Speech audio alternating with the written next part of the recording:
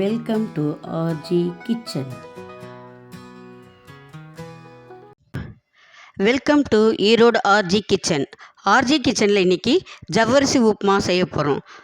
அதுக்கு தேவையான பொருட்கள்: ஜவ்வரிசி 1½ கப்பு, பாசிப்பருப்பு 3/4 கப்பு, தேவையான அளவு ஒரு கப்பு தயிர், தேவையான அளவு உப்பு.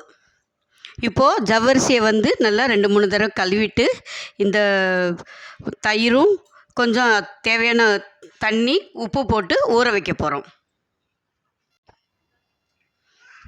இப்போ ஜவ்வரிசி 2-3 தடவை கழுவி எடுத்துகிட்டு வந்திருக்கேன். இது சன்னமாக இருக்கிற நைலான் ஜவ்வரிசி. இதில் செஞ்சால் தான் உப்புமா நல்லா வரும். இதுக்கு தேவையான அளவு உப்பு சேர்த்துக்கிறேன். ஒரு கப்பு தயிர் சேர்த்துக்கிறேன். அதுக்கப்புறம் இதுக்கு தேவையான அளவு தண்ணி ஆட் பண்ண போகிறேன்.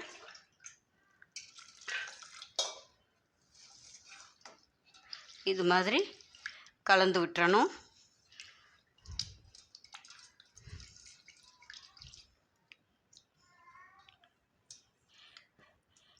ஜவ்வரிசிக்கு மேலே கொஞ்சம் லைட்டாக மேல் வரைக்கும் தண்ணி இருந்தால் போதும். இது இப்படியே ஊறட்டும், ஒரு 8 மணி நேரம் ஊறட்டும். அப்புறம் செய்யலாம். செய்யும்போது பார்க்கலாம். ஜவ்வரிசி ராத்திரி ஊற வச்சோம் இல்லையா, நல்லா ஊறி நல்லா வந்துருச்சு. இங்கே பாருங்கள், இந்த அளவுக்கு ஊறி இருக்குது. ஜவ்வரிசி இப்படி ப்ரெஸ் பண்ணால் ப்ரெஸ் ஆகும். இதுதான் பதம். இப்போ ஜவ்வரிசி பாசிப்பருப்பு எடுத்தோம் இல்லையா, நைட்டு பாசிப்பருப்பு நல்லா களைஞ்சிட்டு வேக வைக்கணும். வேக வச்சுருக்கேன் பாசிப்பருப்பு. பாருங்கள், இந்த அளவுக்கு வேகணும் பாசிப்பருப்பு. வெந்த பாசிப்பருப்பில் இருக்கிற தண்ணியெல்லாம் வடித்து எடுத்துடணும். அப்புறம் இப்போ தாளிக்கணும். தாளிக்கிறதுக்கு தேவையான பொருட்கள்: கடுகு, கருவேப்பிலை, பச்சை மிளகா, கடலைப்பருப்பு, உளுத்தம்பருப்பு, பெருங்காயம் இதெல்லாம் போட்டு தாளிக்கணும். கடையில் எண்ணெய் விட்டுருக்கேன். கடுகு தாளிக்கிறேன். எண்ணெய் காஞ்சிருச்சு. கடுகு தாளிக்கிறேன்.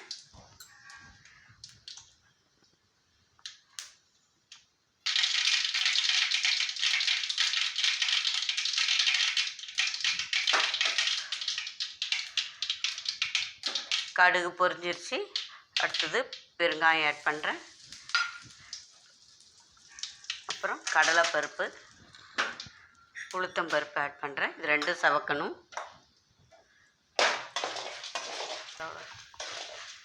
இப்போ கடலைப்பருப்பு உளுத்தம்பருப்பு செவந்துருச்சு. பச்சை மிளகா ஆட் பண்ணுறேன். கருவேப்பிலை ஆட் பண்ணுறேன். ரெண்டும் இதாகிடுச்சு. இப்போது ஊற வச்ச ஜவ்வரிசியை ஆட் பண்ணுறேன். பாருங்கள், ஒயிட் கலரில் இருக்குது இல்லைங்களா. இது நல்லா வெந்து கலர்லெஸ்ஸாக மாறும். அந்த அளவுக்கு வேக வைக்கணும். அடி பிடிக்காமல் கிளறிட்டே வரணும்.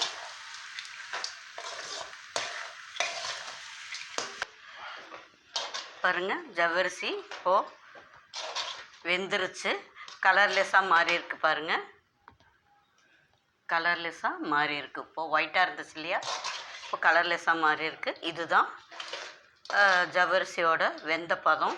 இப்போ நமக்கு இப்படியே செஞ்சாலும் செய்யலாம். இதுக்கு கொஞ்சம் மஞ்சத்தூள் போட்டு செஞ்சாலும் நல்லாயிருக்கும். நான் கொஞ்சமாக மஞ்சத்தூள் ஆட் பண்ணுறேன். மஞ்சத்தூள் ஆட் பண்ணி நல்லா கலந்து விட்டுறணும்.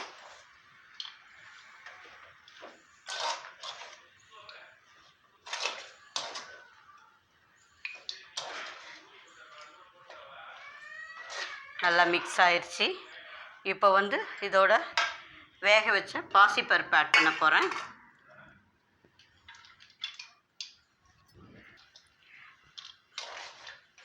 பாசிப்பருப்பு ஆட் பண்ணி நல்லா கிளறணும். நல்லா மிக்ஸ் ஆகிற அளவுக்கு கிளறி விடணும்.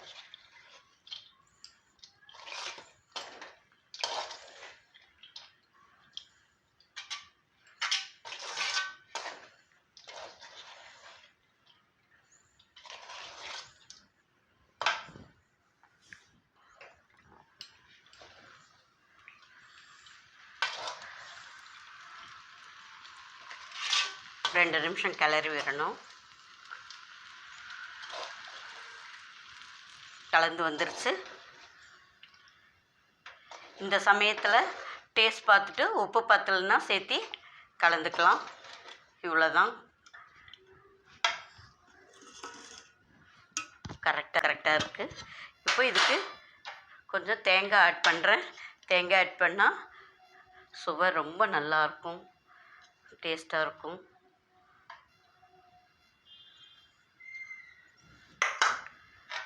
ஆட் பண்ணி கலந்தா ஜவ்வரிசி உப்புமா ரெடி.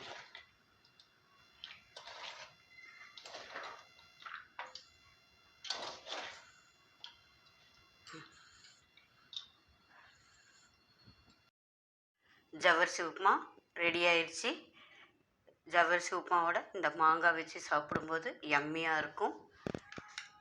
எல்லோரும் செஞ்சு சாப்பிட்டு பாருங்கள், ரொம்ப நல்லாயிருக்கும். லைக் பண்ணுங்கள், ஷேர் பண்ணுங்கள், சப்ஸ்கிரைப் பண்ணுங்கள். அனைவருக்கும் நன்றி.